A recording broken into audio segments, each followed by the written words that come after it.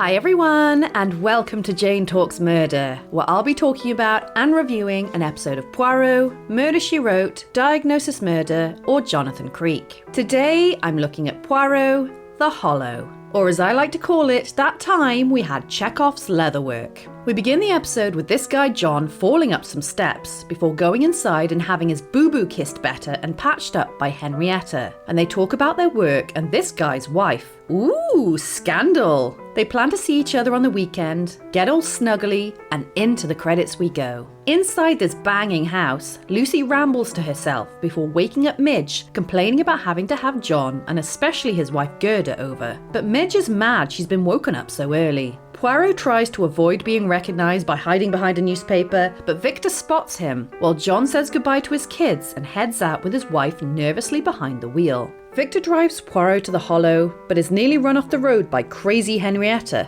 and Gerda stalls in the middle of the street. Henrietta is warmly greeted by Midge and Lucy, while Poirot learns that an actress has moved in next door to his holiday home. Now for tennis! Lots of tennis. Edward rocks up, looking like a cross between Percy Weasley and Draco Malfoy, and less than 10 minutes in, there's already a shit ton of characters to keep track of, and I have a feeling we're not done yet. Poirot gets an invite to the Hollow, while Henrietta and Edward go for a stroll, before parking their bums on a bench and looking at a picture of a palm tree. That's nice. He wants her to go home with him, but she says no, and he knows it's because of John, while we learn from Lucy that Edward inherited the estate over her, before mentioning she's invited Poirot over because she had a premonition that there's going to be trouble at dinner. Gerda woe is me's in the car, while Poirot hears gunfire coming from this lot doing target practice. And when the Christows show up, Gerda is invited to try her hand, but she sucks, while Lucy is a crack shot, apparently using her skills previously to save Henry's life. Gerda and Henrietta catch up, with Gerda mentioning she's into leatherwork now, but I don't buy the wide-eyed bumbling act. I reckon Gerda's gonna be the killer. Poirot is a hit at the party, while John and Henrietta talk about their relationship. And at dinner, Midge complains about having to work in retail. I've been there, girl. And Henrietta questions Poirot about his methods in the shiftiest way possible. After dinner, Lucy suggests they play the murder game, but Poirot pieces out to go to bed, but not before Lucy insists he join them for dinner the next day.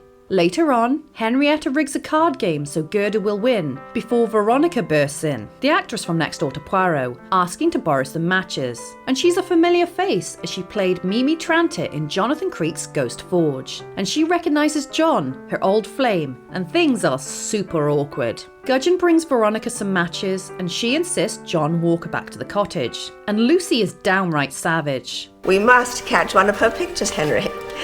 If that little performance is anything to go by. Veronica and John make out by the pool while Gerda waits for him to come home, but gives up in the end, and it's Henrietta that sees him come back. And he tries to sneak in, but Gerda catches him, so he spins her a clearly bullshit story. The next morning, John gets a note from Veronica, so sneaks off to meet her, and she wants to settle down with him, but he tells her no, and turns out she's married too, and they get into an argument where she admits she only came to the cottage in order to trap him. You leave me again and I really will make you sorry. He leaves, she throws things, and on his way back to the Hollow he hears gunfire, while Poirot readies himself to go to dinner, but has to take a detour, and John cries by the pool before getting himself shot. Poirot arrives, so Gudgeon takes him to the pavilion, where he assumes they're playing their murder game. But this ain't bodies, bodies, bodies, this is just a body. Oh wait, he's not dead yet. He gasps out Henrietta and then dies. So Henrietta takes the gun off Gerda and throws it in the pool. Poirot says they need to guard the body until the police arrive, while Lucy flaps about dinner and what an effect the murder will have on the staff. But Gudgeon's whipped up a buffet, and Midge is upset. Oh god, she wasn't sleeping with John too, was she? The police arrive, and our Jap stand-in is Inspector Grange, who asks the usual questions, and Lucy and Henrietta discuss whether Gerda actually murdered John. Okay, so let's take stock. We have 3 women, all sleeping with John, who is now dead, so it'll be really obvious no matter which one did it. Gerda was found holding the gun, Henrietta was named by John as he died, and Veronica straight up threatened him. But what if they were all in on it? That would be cool. We've still got an hour left, so who knows what's going to happen. But my guess is either the killer is Gerda, because I don't buy the innocent act, or Gerda had the gun to scare John, and sharpshooter Lucy offed him from afar. Anyway, let's keep going. Gerda comes in upset and babbles off about what happened and says she found John already shot and picked up the gun, and Poirot is inclined to believe her because something seemed off. The weapon is recovered, which is the same gun they were all messing with the previous day, and then suddenly we find out Gerda isn't around anymore. She's heading back to London, and out by the pool, Edward tries to comfort Henrietta, but she's vicious and tells him to piss off. At breakfast the next day, Poirot gets a phone call summoning him to the Hollow, where he finds that palm tree etched into the floor, and then Grange asks about the stole found in the pavilion, which Gudgeon identifies as Veronica's. Grange thinks Gerda killed John out of jealousy and goes with Poirot to John's practice, where Beryl says he was a bit of a jerk, but his marriage seemed fine, he wouldn't mess around with his patients, and Gerda wouldn't have killed him. They talk to Gerda next, who reinforces that she's innocent, and then the ballistics report comes back saying John was killed by a different gun. Grange is unsure of the motive and if Gerda was intentionally framed, while Poirot still insists something was off about the whole scene by the pool. And now the prime suspect is Veronica, seeing as the maid told the cops about the argument and the threat. Poirot goes for drinks with her and she recounts her romantic history with John, but straight up lies about the nature of their argument. This armrest looks like it's looking at Poirot, and Poirot tells her not to mention it to anyone. Gudgeon suddenly reveals that he found a gun on the hall table the other day and put it back in its place, but admits to cleaning it first. And then Lucy comes in and says Gudgeon found the gun in her egg basket and lied to protect her, but can't remember why she put it there to begin with. Henrietta comes to nose around Poirot's cottage and they have a stare-off while talking cryptically to each other. But despite how many women John shagged, Henrietta says he was a good man who was researching an incurable disease. Gudgeon tells the maid off for babbling to the police, while Henry questions Lucy about the gun, but she's more worried about the house, and Henry thinks she might be the murderer. Poirot sasses Henrietta for having an affair with John and questions why she dumped the gun in the pool, and why it was her name called out, but she doesn't like being accused and stomps off.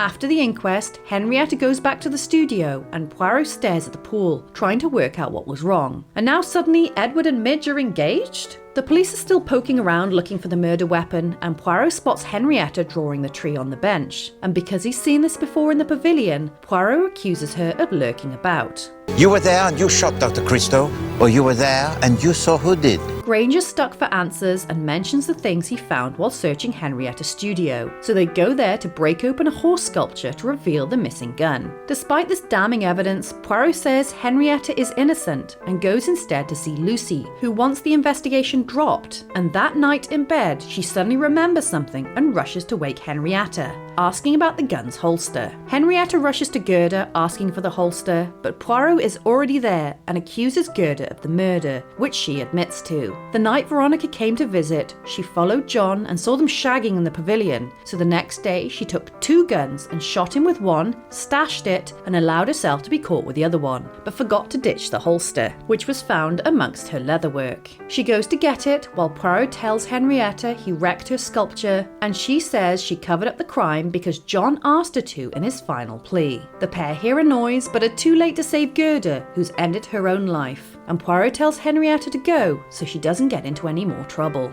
Wow, what a wild ride that was. It was non-stop bonkers from start to finish, and I've lost track of how many days we whizzed through in the space of an hour and a half. Christie loves a crazy love affair in her stories, doesn't she? We've had it in every episode I've covered so far to a degree, but this episode took it to another level, so it's no surprise that John wound up dead and one of his lovers killed him. That's the trouble, no matter which of the 3 it was, it would be obvious, which is why I'd hoped it was going to be Lucy, because she was set up with the skills to be able to do it. Gerda was my main suspect throughout, because I just didn't buy the feeble act. But maybe it was more of a surprise at the time, who knows? I think Veronica was a bit of a throwaway character. I know her boinking John was what instigated the murder, but after her initial appearance, she barely featured, making me wonder if she was even needed to begin with. If they were going to sideline her that much, then Henrietta's affair with John could have been the inciting incident, and Lucy or Midge could have covered for her. But maybe Veronica had a more substantial role in the original novel.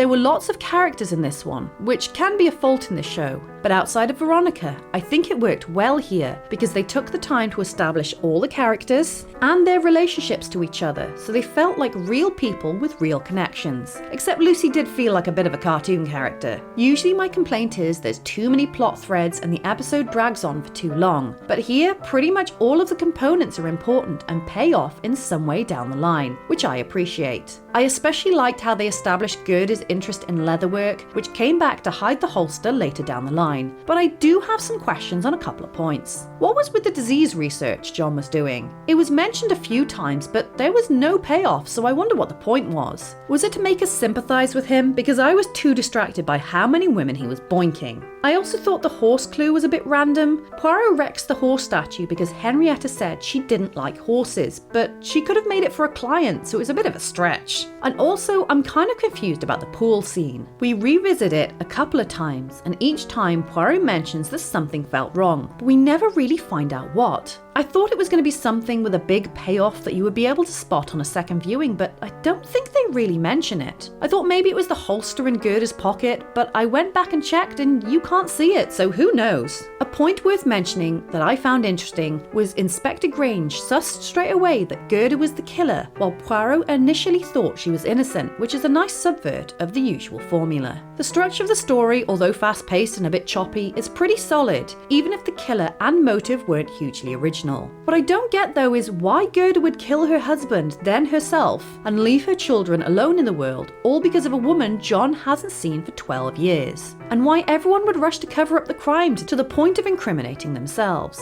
In fact, a lot of the characters' motivations were a bit odd, but all in all, an enjoyable episode. We have one victim, Dr. John Christow, who was shot and eventually died thanks to our killer, Gerda Christow, who offed her husband and then herself because he couldn't keep it in his pants. So there you have it. That was The Hollow. Let me know your thoughts in the comments below, or come say hi on social media. If you enjoyed this video, then please hit that like button, it really does mean a lot. Or consider subscribing if you want to keep investigating with me. Alternatively, feel free to check out my other YouTube channels. Thank you so much for watching, I'll speak to you soon, and keep an eye out for clues.